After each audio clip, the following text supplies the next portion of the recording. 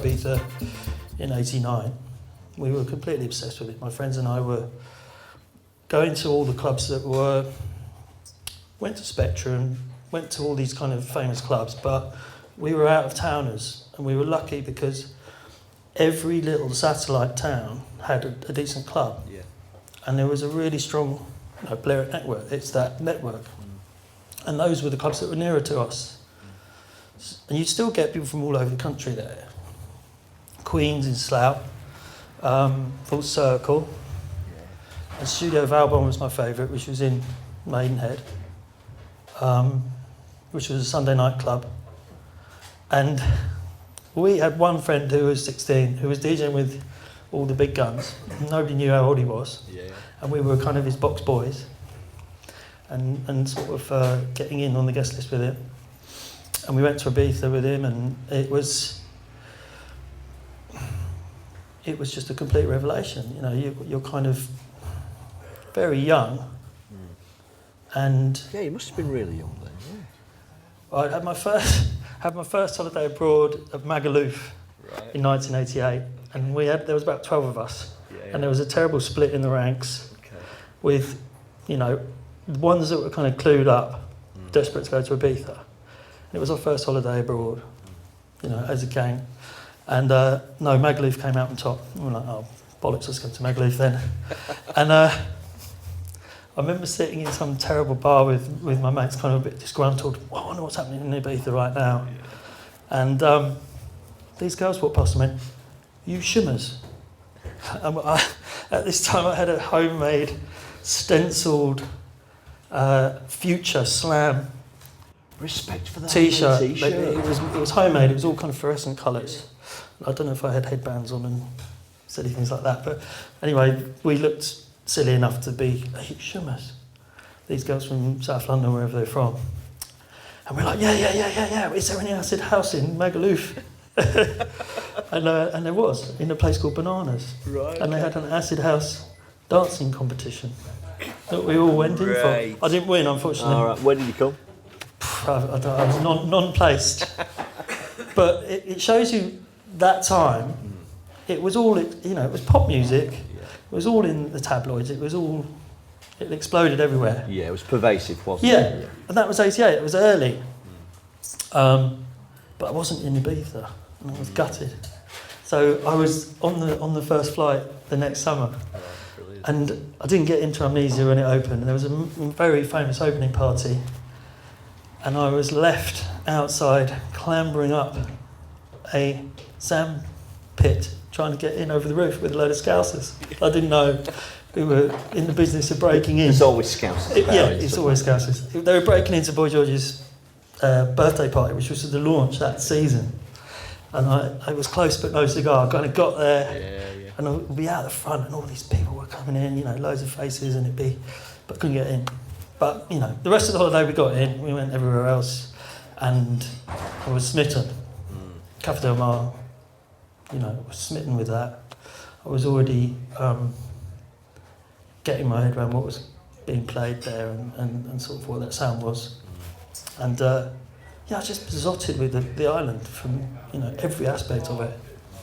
So, I kind of never stopped being a soul boy, suburban soul boy, oik, and I never stopped being an indie kid. It's sort of, I'm dead square in the middle of that. Do you think that whole the acid house and what it brought actually has allowed us kind of culturally and of a generation to be able to be freed up to say en masse, I really like indie music, but I really like soul music. And well, look at what happens now. I think that all the boundaries are blurred. It freed people up on loads of levels. Loads of people did creative jobs that wouldn't have had the bulk to do it. Me included. I was very kind of aware of people setting up fashion things, people having fanzines, record labels, everything. I think it was all DIY culture was given a real shot in the arm through that scene, and it's a really great legacy for kind of culturally in England. You know, people just got on with it. It was great. How did you get on with it? I went straight into being a freelance arts designer straight from college, and pretty much before finishing college, I was, oh, he'll do you a flyer, and I'd be like, yeah. And I was so super enthusiastic that I would do anything. My first job was a pizza company thing straight out of college, but then there was a local record shop where I was at college in High Wycombe, sunny High Wycombe, very glamorous. And was a kid in the record shop who had a drum and bass label. Brilliant. So I started doing sleeve art for that. Intelligent drum and bass. Sorry. Of course, yeah. I've never heard stupid drum and bass. I don't know if anyone knows stupid drum and bass. I love that, intelligent drum and bass. Yeah. No, we wouldn't want to be just any drum and bass stuff. No. I knew when I was 10 years old I wanted to do record sleeves, you know. I was obsessed with it. You know, I'd go and buy records not knowing what they were. I'd have Saturdays would be in a town called Aylesbury with my parents when I was very little. And they had a shop called Earth Records and another shop called Oven Ready Records. And, I'd see things on the wall and they were like, you know, I've got to have this, what is this? Irrespective of what the music is, just because of what it looked like. And then often you'd hear the music and you'd be equally blown away by the music as you were the graphics. What sort of stuff were you buying for the graphics? I bought David Bowie's Low when I must have been about 9 years old. Wow. You know, and it kind of, it was a long time before I got my head around the music. Yeah. But what an amazing sleeve. You know, you're just like, that's a bit of art. I need that. Absolutely, yeah. You know, and you'd have to make very considered decisions about buying records. You didn't have a lot of money, and that has always been the case. Really, you know, you have to want it and you have to consider it, especially as a kid. And we, as a group of friends, we were all travelling up on the tube and going to the first import shops, and we couldn't buy all the tracks individually, but we could kind of make a dent in things that we wanted together, and then you'd all have to take them, and you know, it's a real commitment, and just getting on the track early enough so that first of all you had to kind of be in the record shop at the right time, Sure, and then you had to be in the know with the people in the record shop, otherwise you didn't get a look in. So I had this list of stuff I just couldn't get hold of until I got older and more proficient in you know, barging your way in or finding better record shops or, you know, going to source. Were you a bit of a shy one then when you were younger? Not really. Not when it came to sort of records. You know, it was kind of, I'm a bit of a, there's an etiquette. I'm a bit, you know, there's a boot fair thing. I go to boot fairs all the time. They're better than anywhere else now because all the other record shops are kind of knackered and there's few of them around. So you're in a boot fair. I go to one in Dorset really regularly, and you're up at 8 in the morning, and my missus goes, "Can I go to the boot fair?" Because, you know, I'll be back at 9:30. Be fine, just going for a bit. And then you're in there. It's £3 to get in before 9 because that's the good stuff. Yeah. And you kind of have to case the place very quickly and see who's, you know, what's around. And then there may be someone who's kind of. And I guess you'll know, won't you, who the guys are who are.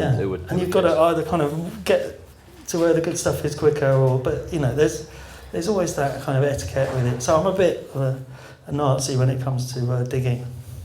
Yeah, there's something that comes over me, and I'm like, oh, you know. What have you got recently that's been that's you've found like a holy grail? Has there been one recently? There's always something you find. You know, I went to Huddersfield before I came out on Saturday, so we got the tip off from Craig. Oh, there's fine on tap. Okay. Yeah. And you find this basement and it's enormous, and you're, okay. Luckily, I had 3 hours and I was kind of ferreting around. Yeah.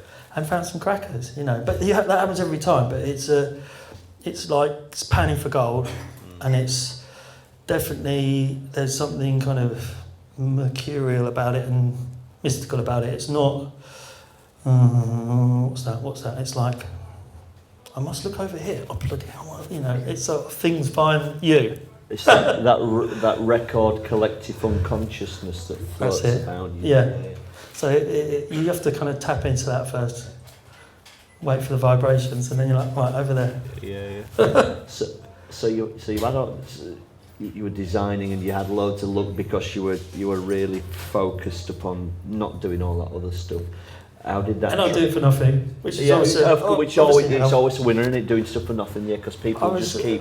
Yeah, I was just happy to be doing it, and then the thing with design school is they don't really teach you how to do it properly. They teach you the idea of it. Yeah, it's like if you print it like that, it won't work and it will fuck up, and you'll have to pay, and you have to do it all again. And that was pretty much my first 2 years of being a freelance designer. Every time, we can't read this. Oh no, you printed it. Oh. So not only was I doing it for free, but I was probably doing it at my own expense after that. But doing it for love nonetheless, because it was amazingly exciting to have your stuff printed up in thousands of copies and everybody looking at it, and on a record, my first record sleeve, you know. What was it called then? It was a thing.